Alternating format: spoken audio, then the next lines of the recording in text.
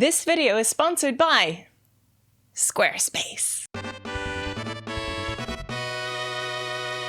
Hello Internet, Taliesin here, and today we are talking Galakrond. We are talking Dragonriding, and we are talking the Galakrond Dragonriding raid boss fight in World of Warcraft Dragonflight patch. Okay, hang on a minute, okay? Let's back up a minute here and let me explain what's going on. So, yesterday, as I am writing this, Blizzard held the first of their new Wowcast YouTube episodes, where devs sit on a sofa and chat about, in this case, Embers of Neltharion in a pre-recorded, carefully edited chill session, and it's great. I mean, it's basically just a big patch feature advert, but it's got a good vibe, and frankly, Morgan Day and Maria Hamilton are just so gosh darn likable. I could happily listen to them tell me that my house has just burned down for half an hour, so having them discuss my favorite video game instead is a win-win as far as I'm concerned. But the thing that has really got everyone excited was at the very end of the broadcast, where community manager and host Bethany Stout asked if there were any reveals of future content that the pair could tease, and Maria absolutely did give a fairly massive tease. There have been a lot of questions about Nozdormu and what's going to happen with Nozdormu. You know, he's fated to become Murorozond. Soon we will get some, let's say, resolution to that. We actually have, you know, Chromie and evil Chromie, Morchi, and Murorozond and Nozdormu, and then we gotta have Galakrond, because you know, everybody wants to see what happens with Galakrond. Everybody. Yeah, so we gotta have Galakrond out there, and then Evitel and what he's up to, and spoilers, it is not a good thing. Sure There's some cool timey-wimey badness That's a that lot I of would timey. anticipate if I were a betting person. So to be clear here, she revealed that in the future of this expansion, we would be dealing with the whole Nozdormu Murorozond situation, encountering evil Chromie, who she called Morchi, following the whole Infinite Dragonflight names are just anagrams of who they used to be rule, that there would be timey-wimey stuff, and that Galakrond would feature in some way too. And this is all, frankly, very exciting. The very obvious foreshadowing of Chromie setting out to find a way of stopping Nozzy becoming his photonegative future self was laid out in the Thaldraszus questing at the beginning of the expansion, and I've said right from the start that I thought 10.2 was going to be an Ulduar style away from the main action patch, which would be the Infinite Dragonflight patch. And after Maria's delicious, cruel tease, it seems many of you agree with me, and that's nice. But honestly, I feel it could just as easily be a left turn 10.15 mega dungeon thing, or even a 10.3 climax of the whole expansion thing. That's a topic for another day, another video, and much discussion will be had, don't you worry. But for now, I want to focus on Maria's confirmation that Galakrond will feature, because this is a big deal. Like a really big deal. We're going to remind you of Galakrond's story in just a minute, so don't worry about that. But most importantly for this video is that he's big. Really, really big. Like the biggest dragon ever big. That's his skeleton in Northrend. That big. And having his return confirmed for the first time, even though it's something literally every WoW player has been excited about from the second Dragonflight was announced, is big news. And it's especially exciting for me because it got me thinking again about an idea that I've been going over in my head for a little while now. That is the Dragonriding boss fight. Dragonriding is one of the best new features of Dragonflight. It's fun, it's fast, it adds an extra dimension to the day-to-day gameplay loop, and it's as close to universally loved as a new feature on World of Warcraft possibly can be. So Blizzard love it too. There is absolutely no way that it won't become a permanent feature of the game in future expansions, and probably expanded into the old world, and that's great. But as far as Dragonflight goes, it would seem like a massive waste if we didn't have a proper Dragonriding boss fight at some stage. And I don't know about you, but for me, the return of the world's biggest ever dragon would seem like the perfect opportunity to do it. And here's the thing, this is obviously a speculation video, but like all the best speculation videos, there is a fair bit of evidence I would like to present to you that not only are Blizz planning such a fight, but they have been subtly training players in all the skills they would need for the fight throughout the expansion so far. So join us as we talk Dragonriding boss fights, how it would work, and the evidence that it is coming with Galakrond. Okay, go, go, go, go, go, go, go, go, go, go. So first things first, why would you even want a dragon riding boss fight in the first place? We all know that vehicle boss fights in WoW are boring, annoying, and janky as all shit. So why would you encourage such a terrible idea, Tally? This is why everyone hates you, Tally. This is why I sent you all those sweary DMs, Tally. And yeah, I get it. The history of vehicular combat in WoW is a fairly short and damning one. Vehicle fights suck. We shouldn't do vehicle fights. That's something I completely agree with. But dragon riding isn't a vehicle in that sense. Dragon riding is something completely different. Dragon riding is fast, it's dynamic, it's instinctive, and if you are one of the 99% of people that doesn't get motion sickness from it, then zooming around the Dragon Isles, swooping low over lakes and ridges at breakneck speeds has been one of the expansion's great pleasures so far. And it's versatile too, as proven by the numerous different ways that Blizz have already found to utilize it in races, world quests, and even a dungeon so far. If used correctly, I think it would be an incredible tool to be used in a huge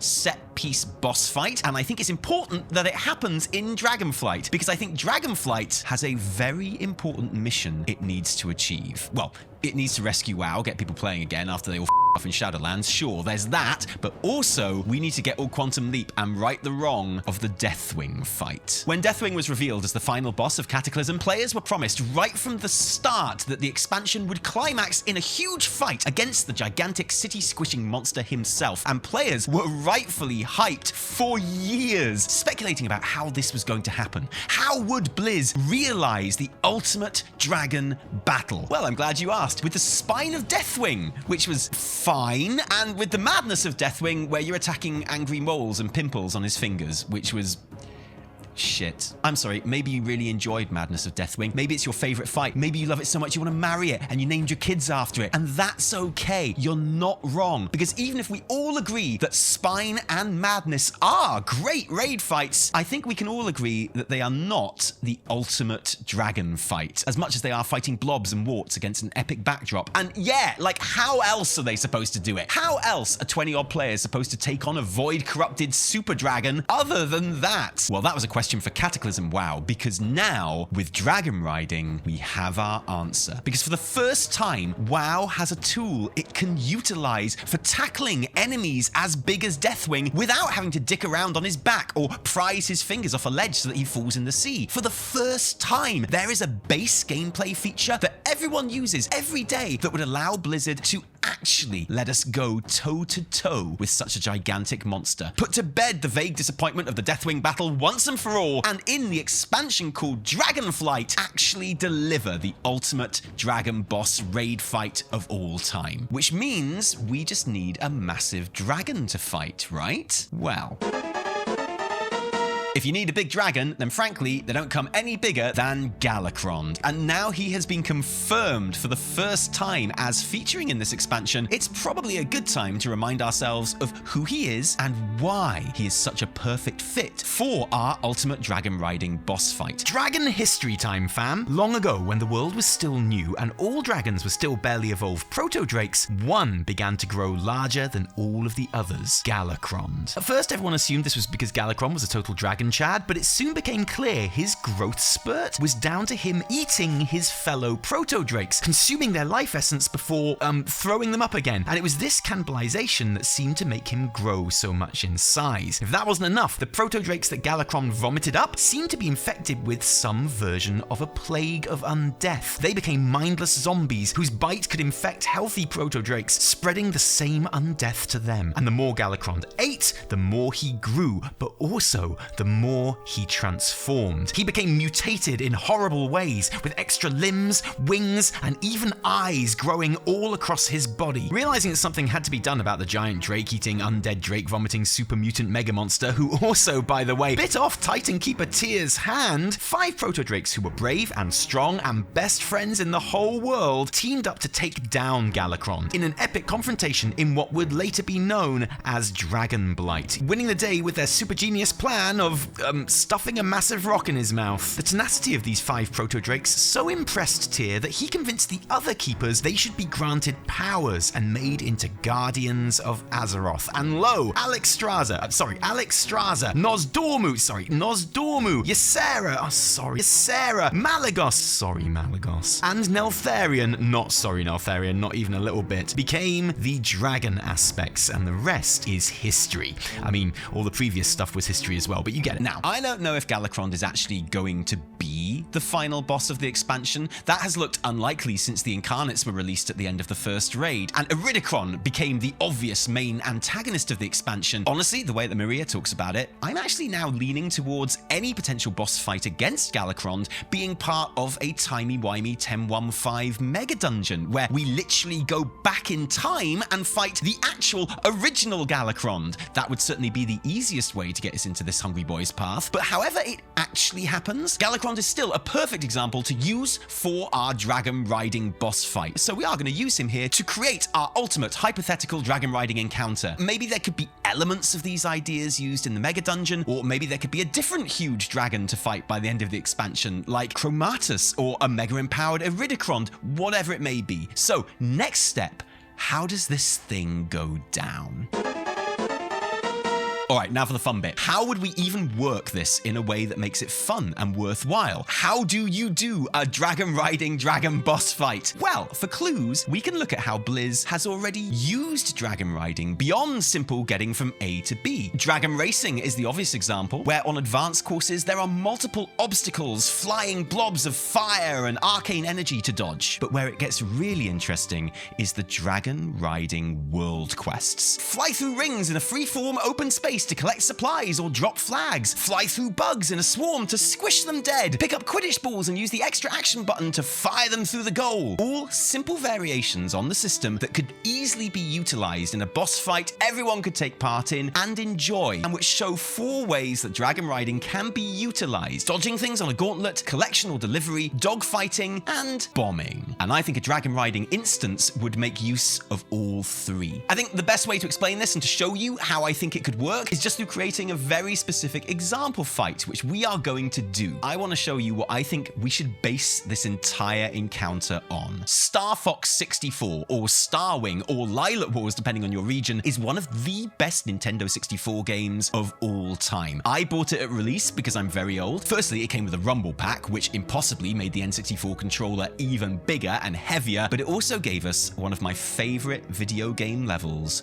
of all time: Katina. Now, if you're not a middle-aged loser like me, then I promise you, it is impossible to communicate to you how exciting this level was. After 2.5 games of Starfox being a really, really good scrolling shooter on rails, suddenly in this level, the shackles were off, as players were plunged into a massive 360-degree dogfight, battling to take down swarms of enemy ships before a huge battleship made its way to the base in the center. And if you failed, that ship went all Independence Day and wiped out the Goodies' stronghold. When I got to this stage, I can safely say my young innocent self had never played a game that felt so epic, so cinematic, so high stakes, and which I felt such agency in the outcome of as Katina. And if I were a Blizz dev trying to make the ultimate dragon boss fight using dragon riding, this is where I would start. Okay, let's put this into WoW. So first of all, we need a base to defend from attack. One that is very Dragonflight specific. Something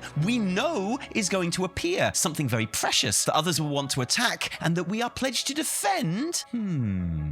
Oh, I know. How about a new world tree? Finally, a minute to just sit down and play some WoW. Things are going great. Videos are coming along. Our website is perfect. Are you kidding me? What is that? Well, thank goodness this video is being sponsored by Squarespace. As you know, Squarespace is chock full of features like video uploads and social media integration, but most importantly, it has an amazingly simple editing interface, which makes fixing even the most annoying little issues a breeze. So I'll just go in and edit this image and who even uses Markdown anymore? I do. That's who. And whoever wants to, really. It's a feature, but come on. You know, I think it's time to fully embrace the future. Thanks to Squarespace's brilliant new click and drag editor, I can just replicate my frankly shoddy HTML with a few clicks. I can add text and move it around these square spaces. I get it now. And then add images, which I can upload, no need to go there, or use their handy image library, which saves all of the useful and not so useful images I've already uploaded to our site. Anyway, peace out, Markdown. Good riddance. See you literally never again because, I mean, look at these beautiful square spaces. And once I've got it all aligned just how I like it, I can finally replace that broken image with what it should have been all along. Oh yeah. There we go. That's the one. Broken links and bad HTML just getting to your head? Embrace the beauty of the square spaces and head to squarespace.com for a free website trial. And when you're ready to launch, go to squarespace.com/Taliesin and use code Taliesin to save 10% off your first purchase of a website or domain. That's squarespace.com/Taliesin. Oh, much better. We know that there's one growing in the Emerald Dream. It seems a pretty safe bet that it's going to appear before the end of the expansion. We know from data mining there definitely seems to be an Emerald Dream patch or zone, or maybe just Mega Dungeon coming soon in some form, and we know where it looks like the new tree might appear. So for the sake of this exercise, let's imagine that we've had a raid based around protecting that growing world tree from primalist attack, starting in the Emerald Dream itself. Standard raid boss fighting, just in a cool world tree environment. I'd be totally down with that. But then, what if towards the end of the raid, it switches up a bit? Ysera decides that the only way to defend the tree from the onslaught is to manifest it, ready or not, into the Dragon Isles. And lo, suddenly we have the Dream Tree, or whatever it's called, in the Anaran Plains Basin. Here is our perfect base to defend. And of course, we already have our Independence Day ship, Galakrond. Come to eat him a tree. Maybe he's coming all the way from Northrend, or maybe he could be there in the plains the whole time, circling the new tree, throwing out the odd fire attack, and many forces at the force field protecting it. Something already established the dragons can do in the Emerald Gardens questline. Or maybe the other aspects are fighting him in the sky above the tree and keeping him occupied, and he disables them one by one, and that's the time limit, whichever you like best. The important thing is that Galakrond is the thing that's going to destroy this tree. But the thing about Galakrond, he's got a whole bunch of zombie dragons that follow him around, right? And these would be the equivalent of the ships that we dogfight with in Katina, and the first part of the battle where Dragonriding gets to shine. The first stage of this fight I'm going to call Defending the Tree, where the group needs to fend off attacking zombie dragons whilst also helping the green dragons to prepare to strike at Galakrond when the time comes. And the two world quests we will utilize for this stage, the two ways of dragon riding that Blizzard already has players doing in the game, is flag placing and bug squishing. Because yes, I know what half the comments in this video will be already at this stage. I know that lots of you will be down there saying, but I don't want to be forced into dragon riding. I hate it. I can't do it. And this is an elitist gate on my ability to partake in the raid. And actually, I totally agree with that, which is why this stage of the fight needs two different groups doing two different things. The first is the dog fighting group themselves. These are the guys who are doing the real Katina stuff, swooping, swerving, flying through the air, and thrusting through zombie dragons to take them out, just like in that bug squish, or even in the open world with other players if you have war mode on. The reason forward thrust is suddenly enough to take out an entire zombie dragon, these players have been empowered by the green dragonflight with a special buff, a buff which is limited to only half the raid, enforcing these two different teams. Team 2's job is to fly around the environment collecting supplies and deliver them to the top of the world tree, supplies that will be needed for the next stage of the fight. So they'll be flying down to ground level to pick up supplies like in the world quest, and then up to the top of the tree again to deliver them like the flag dropping world quest. Maybe periodically an enemy force with a big catapult or something arrives at ground level, which will need group 2 to do some good old-fashioned ground combat on. This way, everyone in the raid has an important dragon riding job, but at two different dragon riding skill levels. Those who are able are the dog fighters, swooping around, avoiding damaging hazards and taking out zombie dragons, being all Top Gun, and those who only need to fly between various points across the water, seeking out those supplies and taking them back, and occasionally fighting some mobs on the ground. Whichever group you are in, the sheer scale of the fight will make it exciting and high stakes. And then comes phase 2. All of the zombie dragons are taken care of, and it is time to attack Galakrond himself. I would have him landed near the tree and is properly attacking the shield with huge breath attacks, because this is the bombing run. The equivalent of the end of Katina, where you fire on the Independence Day ship, but you might more accurately compare it to the end of A New Hope. Because all those supplies the delivery team got from the top of the tree, that is the launch pad. This utilizes the Dragonriding gameplay from the Quidditch World quest, where players collect glowing orb bombs and fly towards Galakrond, avoiding the dragon racing style floating lava and arcane balls getting in their way, and of course his massive breath attacks towards the tree that they are flying from, and then when they get in range, launching the orbs into weak spots on the world's biggest dragon, just like you do to score goals in the world quest. As in, as soon as you're in range and facing the right general direction, you get the prompt, you hit your extra action button and launch the thing. See a big satisfying explosion on the giant dragon, turn around and head back for another orb to do it all over again. Hey man, if it works for like every Star Wars movie, it works for our ultimate dragon fight. And if you really wanted to have an option for non-dragon riders, maybe there could be a ground group on the tree protecting the orbs from mobs that have made it through to fight in a more traditional way. Eventually Galakrond goes down. His new skeleton is a permanent feature on the Anaran Plains outside the New World Tree, which is now safe. The Night Elves have a new home, and lo, we have experienced the ultimate dragon boss fight in WoW, all thanks to Dragonriding. The main problem I see with this as a fight is that it's very much an action set piece, and beyond organizing the two groups and coordinating efficiently, it's basically all just gameplay skills. There's not the same kind of tactical depth that you'd expect from a climactic WoW raid boss, and I totally understand that's a major thing that people love about WoW boss fights, which is missing. As I describe it, I think this fight would either need to be a dungeon boss, an unusually spectacular dungeon boss, or the penultimate fight of a raid, leaving a more traditional WoW boss fight to finish with. Maybe Galakrond explodes, but takes out some of the shield with him, and we fight a Ridicron at the top of the world tree. I don't know. But as a spectacle, and as a fitting fight for the expansion, I think this, or something a bit like this, needs to happen. Having said that though, I think the dogfight and then bombing style of the Dragonriding encounter that I've described here could become something of a staple when huge enemies are concerned. I feel it would be a great way of taking on a massive old god too, or just generally attacking an enemy stronghold. But what better place to start than the ultimate dragon boss fight? So that's the idea. And to be clear, that hypothetical boss fight I've given you isn't a prediction. It was just to show you how I think Blizz have already laid the groundwork of the different elements that could be brought together for a potential Dragonriding boss encounter, and have had players practicing their skills on them subtly since the beginning of the expansion. I think it's definitely an idea which will have been talked about in the team. It just remains to be seen whether it's something they could actually make happen. But what do you think? Could a Dragonriding boss be fun? Would it be the worst thing ever made? How would you make it differently? And what about Galakrond? If not like this, how are we going to encounter him? Is there a whole patch with his name on it? Or is he a timey-wimey dungeon sideways step kind of thing? Let us know in the comments below. And thanks for joining us today. If you like this video, don't thank us. Thank our patrons who give their actual real-life money to make all of our work happen. If you didn't like it, downvote the shit out of it. Remember, my name is Slippy Toad. No, my name is Taliesin, from me and Evie and the kids too. Until next time, cheerio. Do a barrel roll.